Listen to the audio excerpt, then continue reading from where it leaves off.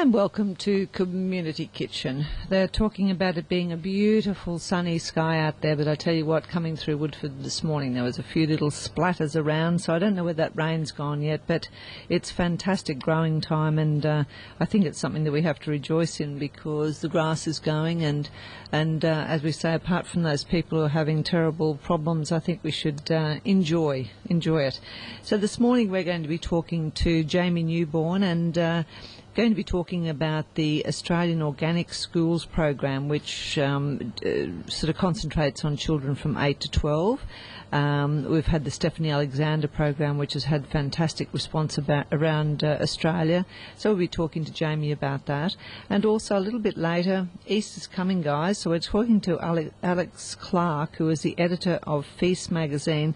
We're talking about chocolate. I mean, most people like chocolate, but we're going to be talking about chocolate in a different sense today because there's chocolate around the world, and of course in a lot of countries they use chocolate in their main meal to give that nice bitter rich flavour. So we'll be talking with Alex about that because I'm sure that'll be very enjoyable. So what we'll do is we'll go to a song and we'll come back with our first guest, Jamie Newborn. And you're back with Community Kitchen, and my first guest is online, Jamie Newborn. Good morning. Good morning, how are you? I'm very well, thank you. Now, the Australian Organics, they've just changed their name from the BFA, and you have a school program which has been operating since May 2010. It's a wonderful program. Yes, it is. It is a wonderful program. We sort of we got on board. You know, we've been doing a lot of projects that were designed to just sort of educate the wider community on this great thing that was organics and organic gardening and farming, and we thought we really need to get people involved at a young age if we can and get that love of gardening right from the start. So we designed the program, and it's a free program that any school can join. And it's basically just a lot of information to help schools that want to get growing, get started, and find ways to sort of get their garden up and running and get their hands into it. And yeah, it's had a really good uptake. You know, schools sort of... well, teachers particularly love getting the kids engaged in a sort of a slightly different way outside the classroom. Yeah, we've had a very good response so far. A lot of children don't get the opportunity, like when you think about the fact that there's so many different programs, Adopt a Farmer and all these different things to get people out of the city. And, you know, if you live on a little bit of land, you sort of wonder what the whole big splendour is. But then you look at the children who are in the city and the only chance they've got of getting their feet dirty is going to the park or maybe a small backyard. So it's a great way to introduce children to different foods, isn't it? It is. It is a fantastic way to do that, and that's, you know, that's one of the most glowing areas of feedback we get from the teachers. And actually, I think there's been a study done recently that sort of directly connected children that are involved in a school gardening and cooking program at school. You know, they're more adventurous with food generally. They're more willing to try new foods. They just have a better understanding of food in a holistic sense, where it comes from, an understanding of sort of biodiversity and how to care for the land. It's the kind of thing, you know, you can read about it till the cows come home, but until you're out in the garden sort of seeing it happen, you don't experience the wonder of it. And we have a school in particular, a flagship school in Melbourne. I know did a special project where they grew their own wheat grains, and they you know, cut it traditionally with a skip, and they thrashed it themselves and separated the wheat from the chaff, and eventually baked their own breads. And the teachers, wow. Yeah, it was amazing. It was a huge project. They said it took them almost a year, and from all of that effort, the most they could get was 6 loaves of bread. Definitely not feeding the poor of the country. No. But isn't that I bet that is something that will lodge in their memory for life.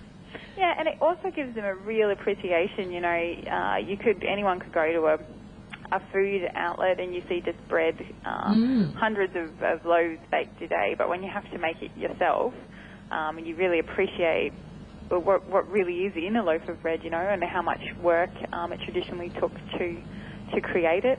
And no, the kids had a great time, and they had a lot of learning experiences along the way. Had to be extremely patient, obviously. I think that's the whole thing, isn't it? So, and it's also like children love playing in the dirt and things like that. It's so good for them. So therefore, once that program is accepted by a school, do they actually take on teaching that program to the children, or do Organics Australia come in and help them? At the moment, it is mainly, schools are involved at different levels. So all the information is there and available to them, and the activities are there to help them sort of integrate a garden into their learning.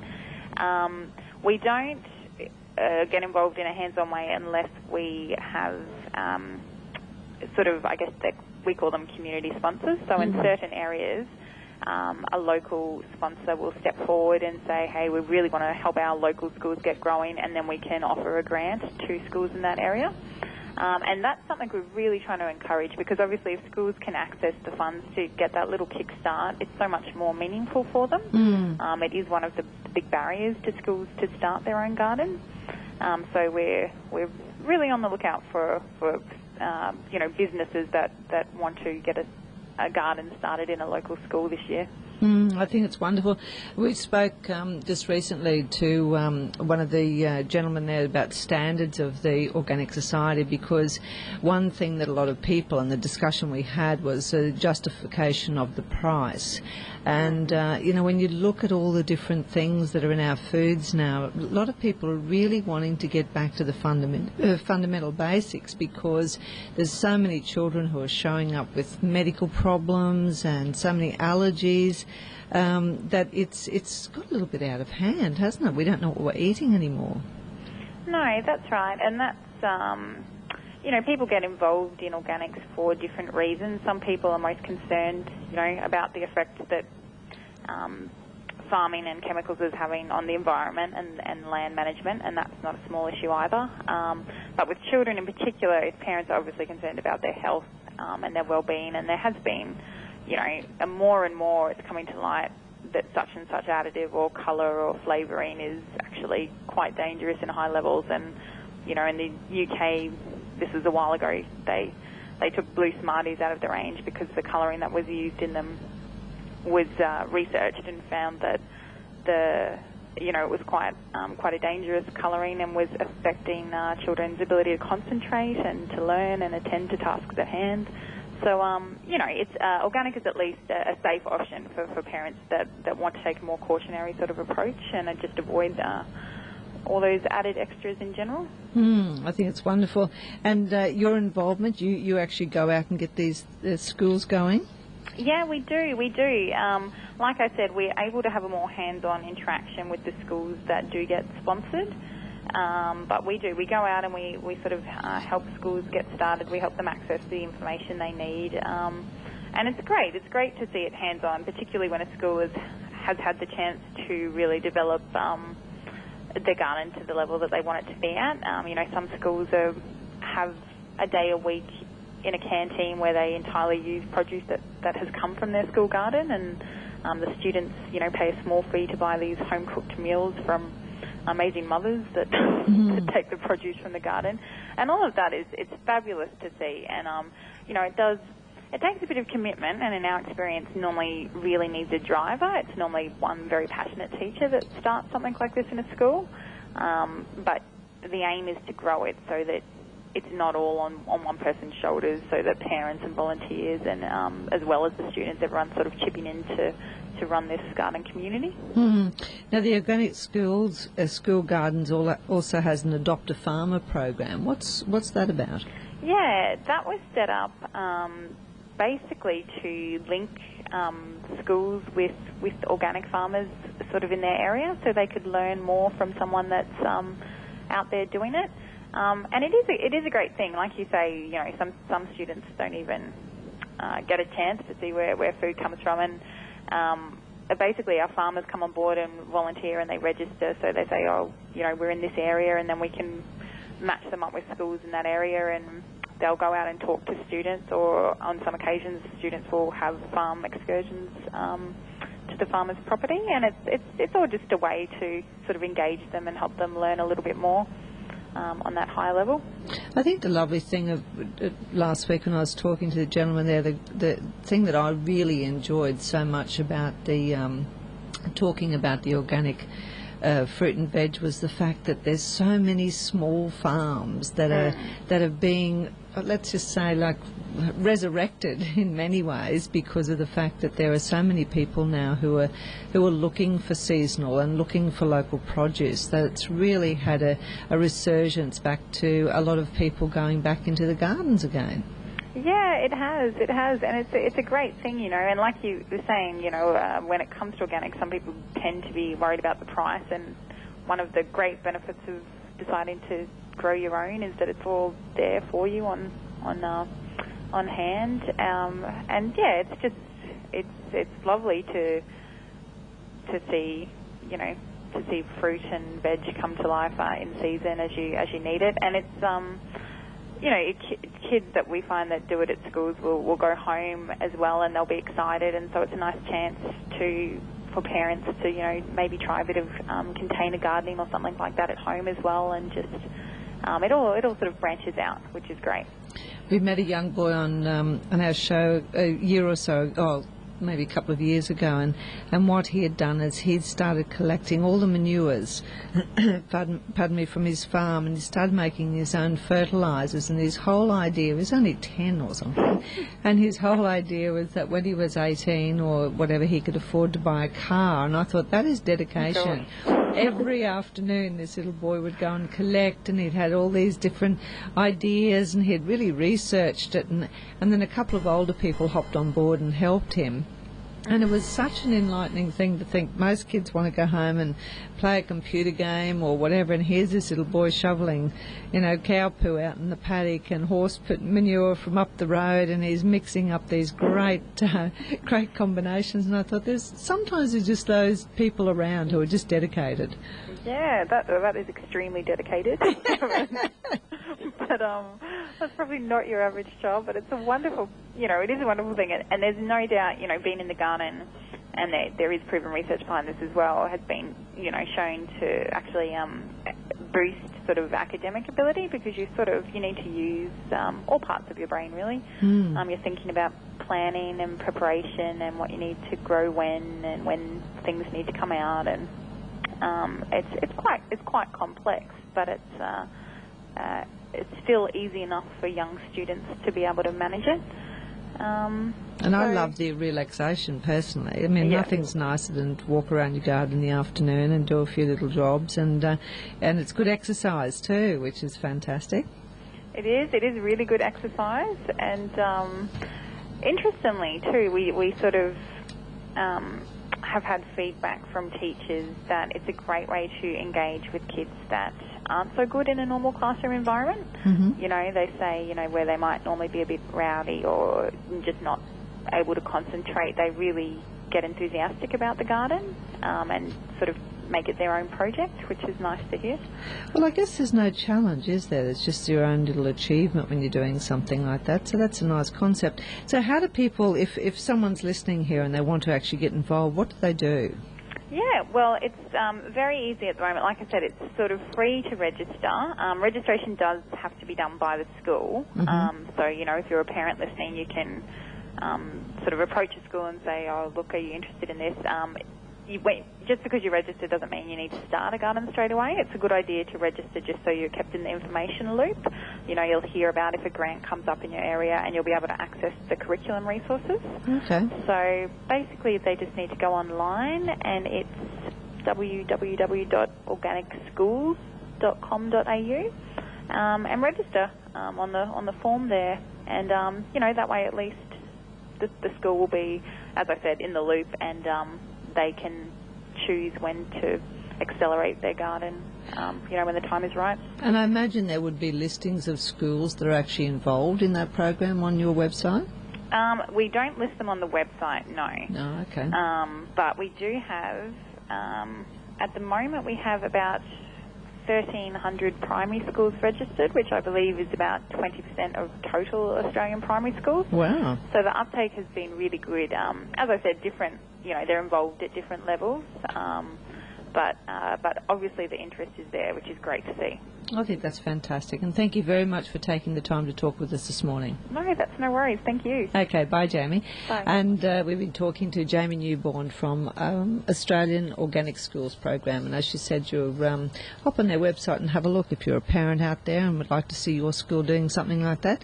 It's worthwhile. As she said, it's great for the children, and it does introduce them to a whole lot of different fruit and vegetables, maybe cut down your time of having to try and convince them that they need to eat them. I don't know why they object, because once you actually start to enjoy so many vegetables, you just look forward to them. But I guess it's one of those kid things. I think every parent has to nag to eat their vegetables. So we might have our sponsors, and back shortly. You're listening to Our Community Kitchen with Annette Long. And welcome back. We have our next guest online, Alex Clark. Good morning. Hi, how are you? I'm very well, thank you. The April edition of Feast Mag has got this incredible chocolate pizza on the front. I must say I have never had chocolate pizza. Well, it's pretty good, I can tell you that much. I am personally not a huge chocolate fan, but I tasted this one and I was pretty much immediately sold. So that's always a good sign. And then, top it with shards of praline and I'm yours forever, really. So there's, it's essentially we've made our own homemade Nutella, really, is the chocolate topping on that. So it's some toasted hazelnuts combined with melted chocolate, some brown sugar, and a little bit of thickened cream, and you just basically whiz that all up in the blender. It takes, about 3 minutes. Let it harden up in the fridge a little bit, and then you can use it to top a pizza or just eat it straight out of the jar with a spoon, really. So you have a great job, don't you? Pretty much I do, yes. There's not a lot to complain about at my job, I must say, when it involves, days spent making homemade Nutella. So it's lovely. Now, Easter's coming up, and it always amazes me to think that there's so many different types of chocolate Easter eggs out there, and some of them you taste and it's such a disappointment. It looks good, and yet going through the tasting notes on chocolate, there's so many different sorts of chocolate available. Yeah, I think in Australia we're probably quite conditioned to, as you said, chocolate that is not actually that great. It's very much, I guess, kind of, table chocolate, and there's a lot of really other amazing varieties out there, which we covered a little bit in our tasting notes. I mean, Mexican chocolate is a really interesting one. Firstly, I love it because of the packaging. It quite often comes in this fabulous kind of red and gold hexagonal box, which is very cool. And these tablets of Mexican chocolate are each individually wrapped. They make a fabulous hot chocolate, and it's got a bit of a grainy texture because there's actually sugar added to it, but it hasn't been kind of melted into the chocolate. So it's got a very particular texture to it, but that makes a really great hot chocolate. And then, of course, Mexican chocolate is also used in the moles that they do, so savoury chocolate dishes, which, the chocolate is just, it's not the dominant flavour there, it's just an undernote, but they're lovely, rich, kind of tomatoey, chocolatey sauces for duck and chicken especially, so they're really good. And then, of course, at the top of the chocolate tree, you've got the couverture chocolate, which is, has a much higher percentage of cocoa butter than other chocolates. So it's a great chocolate to work with when it's melted. So, for dipping bonbons or truffles or making a ganache, that type of thing. So, that's a really lovely chocolate, and I certainly don't mind eating that one as well. Dark chocolate has become really popular recently, and I think that's kind of considered anything over about 70% cocoa. I must say, personally, my limit is about the 65%, but you can get 70% up to as high as 99%, which makes for a very, very bitter dark chocolate that's not at all sweet, but yeah, is definitely popular these days. Lots of people are kind of saying, well, that's going to be my healthy chocolate here, just a small square of a dark chocolate. If I'm baking, I always use like a 70% because it just gives that beautiful richness to a chocolate cake, or, especially if you're using a flourless. But amazingly, to think of all the different ingredients and the different cultures you've shown. And they differ so much, as you were saying. You know, in Mexico they use a lot of chocolate in their cooking, which a lot of people, when you talk to them about that, go, I can't imagine having chocolate in a main meal. But it adds a real depth of flavour.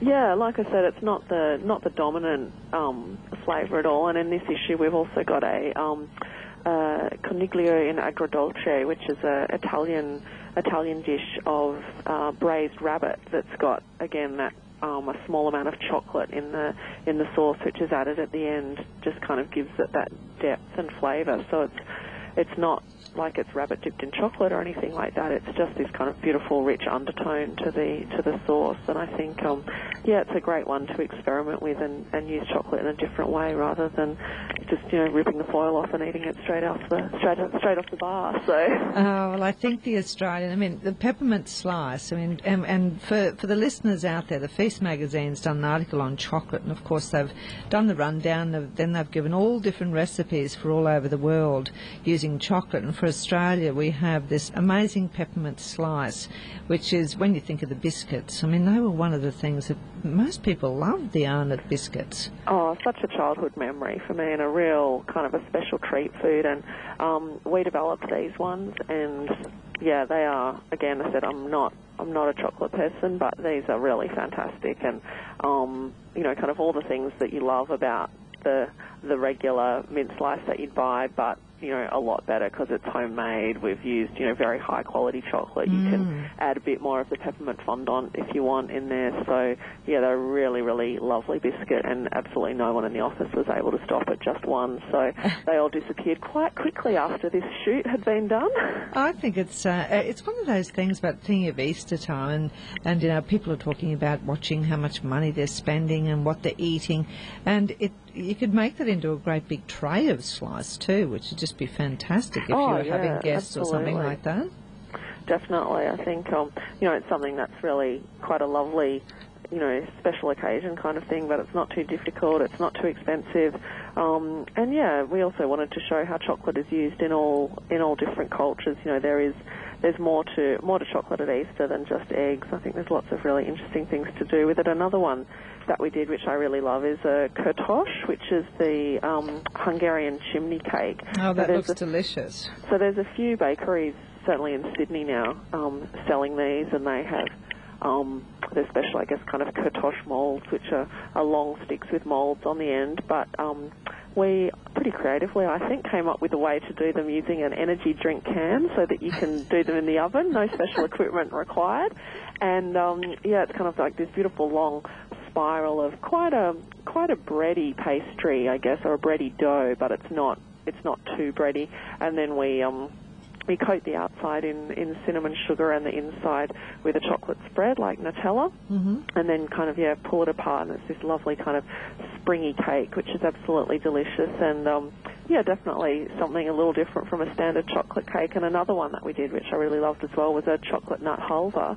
So I think a lot of people, you see those big chunks of halva in various delis and stuff like that. So we actually did a fresh one. The base of it is tahini, which is a paste from ground sesame seeds, and then with pistachios and slivered almonds, and then we've also got the dark chocolate stirred through it. And some of those ones, it's quite rich. You'd probably just have a little slice of it, with a coffee at the end of a meal, but absolutely delicious. And again, so different from I guess, a not homemade one, or one that's been imported, so it's not as fresh as something that you've just made that day kind of thing. And a real, again, quite an unusual dish, but very simple. It's literally got 4 ingredients, and and make it in your fridge essentially. So a good one to try. And what about the chocolate chili cake? The chocolate chili cake is another fabulous one. We were talking about the Mexican chocolate before, and chocolate kind of originated in South America, and so this is one that's not necessarily a traditional recipe, but we thought the two things everyone loves about Mexican cuisine are that chocolate and the chili. So we've infused a beautiful moist chocolate cake, and then made a lovely ancho chili paste that goes through that. We've made some candied chili flowers with some bird's eye chilies, which you essentially poach in a sugar syrup to candy them. Now, if you're bold, you can then eat them. I did eat some, and they are still reasonably spicy, even though they've been simmered for a while. But they're just a really, really lovely colour. And then we've got this amazingly kind of thick icing that again has been infused with some chilies in there. So it's not a blow your socks off heat. The initial hit is chocolate, and then you kind of get this beautiful aftertaste of this soft chili that runs through it, and it's just such a great flavour combination. It was well worth a try. Well, when you think of things, people sort of now making olive oil ice cream and things like that, so it's good to experiment and do things. One thing I must ask you about, in this magazine, there's at the table for Bangkok, and we're talking street food here. It can be very confusing for people who are travelling whether or not they're game enough to have a go, but most of the time the street food is so clean and it's cooked so quickly that you could actually quite happily eat it. Yeah, I mean, I've actually just gotten back from Bangkok last week and ate a lot of street food, and like you said, a lot of it is just like it's cooked right in front of you. So it's kind of very, very freshly cooked. It's all the ingredients are kind of there, ready to go. A lot of these street places, like the turnover of the food is just, the volumes that they're doing are just so high because it is, they're in these big cities, and it really is how people eat. It's so wonderful and cheap that, I mean, I've certainly never had any issues eating street food, whether that, be in, Bangkok or Morocco or Istanbul kind of thing. So these dishes that we have in our Bangkok table are all, kind of favourite street food dishes that Amy Chanter from Chat Thai gave us, and they were all well in evidence when we were over there last week, which was good to see. And they're absolutely delicious. And I mean, there's no guarantees with anything, but like I said, I think street food, because they are cooking it in front of you and it's a pretty fast turnaround, I've always found it pretty safe to eat. Korean food. I haven't had much to do with Korean food, but I noticed that you've got an article on that too. And the K-pop style. Yeah, well, K-pop, which stands for Korean pop, I guess, it's been happening for a while, and we probably, mainstream Australia probably wasn't really aware of it until Psy's big hit Gangnam Style, took over the entire world last year and got, 1.3 billion YouTube hits. But we really feel like Korean food it's on the rise at the moment as the next kind of, or a newish to Australia, Asian food trend. So lots of spice, or lots of chili, I should say, in Korean food. They have a chili paste which is used, through a lot of their dishes, and you can kind of, add or subtract that depending on how much heat you like. But again, lots of, great fresh vegetables tossed together with really delicious dressings, essentially, that are made with the chili paste and various vinegars. One of my favourite recipes from this story was our bulgogi sliders, we called them. So bulgogi is the barbecued beef that Koreans do, so very thinly sliced, barbecued. And then we've got there's a chili sauce, which is essentially their chili sauce mixed with some mayonnaise. We've got some pickled cucumber in there, and then the buns, rather than a mini hamburger bun or a brioche, they're actually these mantu rolls which you can buy at Asian groceries, and they're just so lovely and soft. They've got a beautiful texture, and bulgogi sliders are definitely a favourite of mine from this issue. Once again, of course, you've tasted them. We're fortunate enough to have... whilst Caboolture's got a lot of eating places, of course, nothing like a city. And yet I recall calling into a baker shop one day to buy some bread, and they happened to have some really fantastic Vietnamese pork rolls. And I thought, I drive across town to get them because they are just so good. And if you watch My Kitchen Rules, one of the people there did them on the street last week, and it brought back fond memories because just all the beautiful flavours and spices is just so nice. Oh, yeah. I mean, it's just... one of the world's great sandwiches, I think, really. The Vietnamese pork roll, the banh mi, like you said, a real mix of a couple of different pork done a few different ways, and then the dressing that's on there, some pickled vegetables, and those beautiful crusty baguettes that the Vietnamese bakeries just do so well. Isn't it wonderful to talk about food? But then you I get do to love actually talking about food. you actually get to taste and test all of these things, which is just fantastic.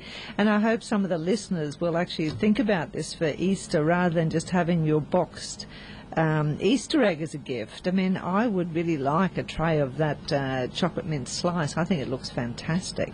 Yeah, well, I mean, we just love it when people try new things, and a lot of our recipes, they're not difficult. It's just that, there might be a few unfamiliar ingredients there or a combination that you might not have tried before. But, this is all real food of the world that people have been cooking for, hundreds, if not thousands of years. So it's generally, it's pretty easy to put together once you've got the basics there. And, there's just so much yummy stuff out there, and everyone needs to try something new occasionally, mix it up a bit. So Easter's a great time for it. We've got 4 days off work, plenty of time for cooking and trying things out in the kitchen. So, I'd really encourage everyone to make Easter time for a new recipe.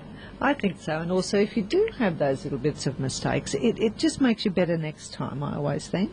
Oh, absolutely. I mean, it's all part of the learning process. And, whenever we talk to chefs, they actually talk about, practicing a dish. And I think a lot of times, if you're a home cook, I'll try something once and go, oh, that didn't work. Instead going, okay, well, let's try that again, and maybe I want to make a little bit of a change to suit my tastes, or there's something that I could have done a little bit different. I think we shouldn't always expect that, we're going to get it perfect the very first time. And, of course, each time you cook it, you get quicker at it, and then before you know it, it's become one of your staple dishes that, you think, friends are coming over tonight, I'll just make that dish because I know that it's easy and I know that it works. Definitely. And those kind of things. So, yeah. Well, I'll have a little practice at peppermint slice before Easter. Yes, let me know how you go. Thank you very much for joining us once again. My pleasure. Bye now. Bye-bye. We've been talking to Alex Clark, and she's the editor of Feast magazine. She really has an excellent job travelling, eating, and all of the dishes in the mag are tested in their kitchen. I really do think they should invite someone from 101.5 from Community Kitchen down there at least once every 3 months to be able to join in. We're going to sponsors. And you're back with Community Kitchen. Great talking with our guests this morning, Jamie Newborn, from the Australian Organic Schools program. Wonderful thing. So any parents out there listening who would like their school to be involved, of course you've got the couple of different programs going now, the Organic School program and the Stephanie Alexander. I think these are wonderful things, introduce the children to getting their hands dirty and getting into the garden. And, of course, Alex Clark sharing some of her wonderful little food ventures and enjoyments, I will say. Best job once again. Editor of Feast magazine. And we're talking about Easter. And have a little think about it. You've got time to have a little think. You don't have to own a book. Go to the library. They have beautiful cookbooks in the library. You can hire them out. Don't even have to spend the money. Have a look. See what you can do rather than going in and spending an absolute fortune on wrapping and boxes. You could end up with something just fantastically brilliant, which I think they've even got magazines at the library, so you can go and get the latest Feast mag, because the Australian chocolate recipe of mint slice there looks fantasy. Slice, it was a biscuit, but I've already turned it into a slice in my mind, and it's something I'm going to be cooking. Last week we talked to a lady about, or the week before, about the program trading the takeaways and taking your own lunch, and she was saying that the average person saves $2,500. From there, I happened to speak to a couple who actually heard about the article, and they were telling me that when they want to go on a holiday, they purposely take their lunch, and in 1 year between them, they save $7,500. That's morning coffees that they get rid of. They don't buy morning coffees. They don't buy any drinks throughout the day. They pack their lunch, and in addition to the food that they are buying for their home, not increasing hardly anything at all, because you all know you have waste coming out of that kitchen if you're not using your pantry properly. This couple saved $7,500. Now, if that's not an incentive to pack your lunch daily, I don't know what else is. That is incredible. 7,500. If you gave me 7,500 and said go for a holiday, I can assure you I would be able to have a very good time. And all that is thinking the night before, what am I going to have for lunch today? Maybe making a little bit more in your meal times.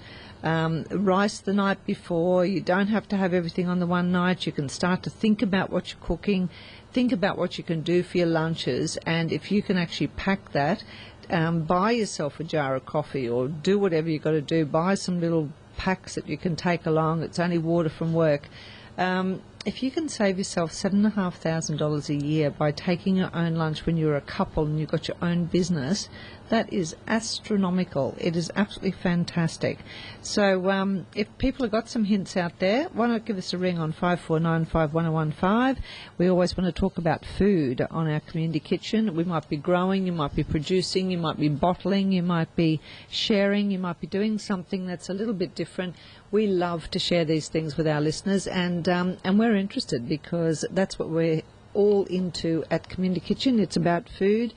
Pardon me, it's about bringing better food to the table for the children, and also getting your hands dirty and getting out there in the garden. I'm sure we've got some wonderful farmers in our region around here, and if you want to share some tips, we're more than happy to pass them on, because I think it's a wonderful thing.